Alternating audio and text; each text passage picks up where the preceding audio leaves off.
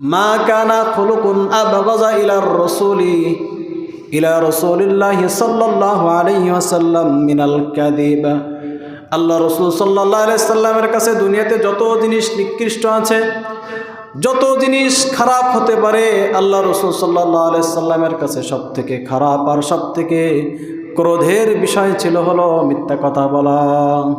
আম্মা জান আয়েশা রাদিয়াল্লাহু তাআলা আনহা বলেন, আল্লাহ রসুল সব থেকে বেশি ঘৃণা করতেন মিথ্যা কথা বলাকে। এতটাই মিথ্যা কথা বলতেন, যদি আল্লাহ রসুলের সাথে কেউ মিথ্যা কথা বলে, রসুল করিম বাড়ি থাকতে মন খারাপ থাকতো, নামাজে যেতেন, নামাজ পড়াতে তখনও তেনার মন খারাপ থাকতো, ঘরে যখন ফিরে আসতেন তখনও মন খারাপ থাকতো। আয়েশা রাদিয়াল্লাহু তাআলা আনহা জিজ্ঞাসা করতেন, ইয়া রাসূলুল্লাহ, আপনার মন খারাপ কেন? আপনার মনটা বিচলিত কেন? আপনার চেহারার ভিতরে হতাশার ছাপ কেন? আল্লাহ রসুল সাল্লাল্লাহু আলাইহি সাল্লাম বলতেন, আয়েশা, ওই লোকটা আমার সাথে কিভাবে মিথ্যা কথা বলতে পারলো, কিভাবে, কেন সে